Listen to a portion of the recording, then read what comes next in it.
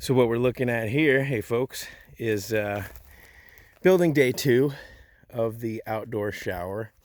And this first section was completed on day 1 along with digging the trench.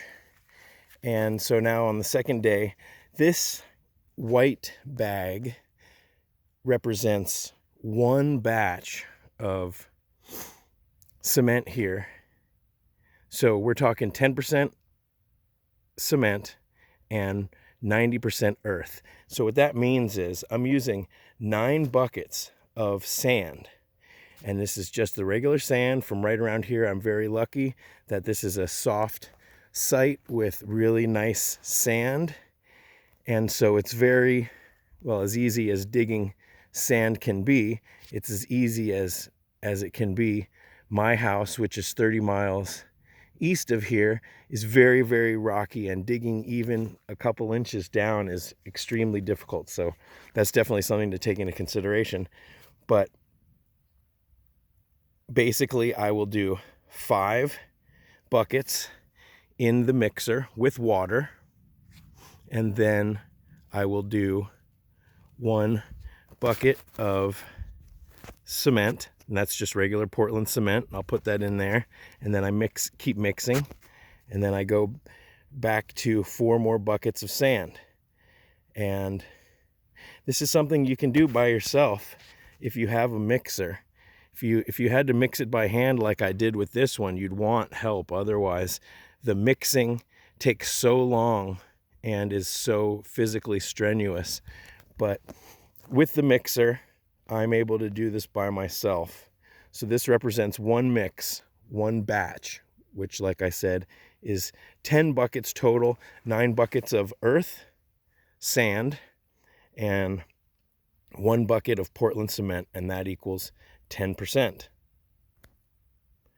All right, I've got to finish cutting my barbed wire. I'm going to do 2 rows of barbed wire. Even though this is a very small dome, I'm still just going to do 2 little rows of barbed wire. I'm not going to be too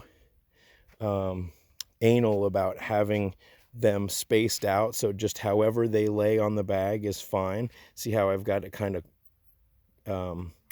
in a squiggly line? That's fine. It just adds a little bit of tensile strength, which is your side-to-side motion. Now, if you have questions, all of this is taught at Cal Earth. And the great thing about 2020, if there is any great thing, is that they have really pushed hard to get a lot of their classes and information online. But you could learn 90%, 99% of what you need to learn just by reading Emergency Sandbag Shelter and watching some of the videos that have already been posted on YouTube. But I'm going to do my best to document this stuff. If you have any questions, you can leave them in the comments, and maybe some other people, or when I get around to it.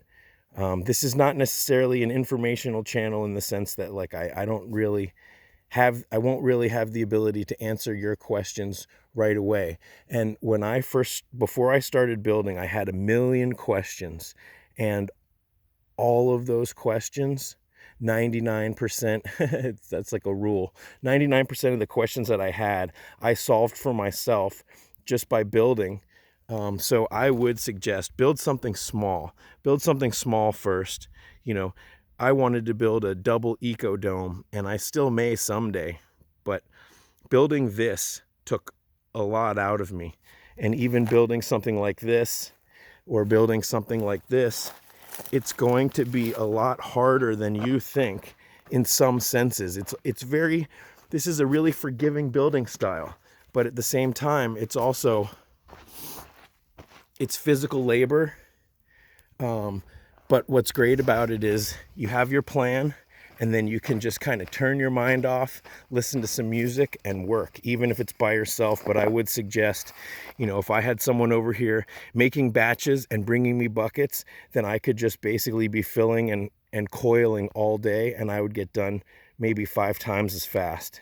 So anyways, a little short video, 5-minute video about my progress and building SuperAdobe. All right, thanks for watching.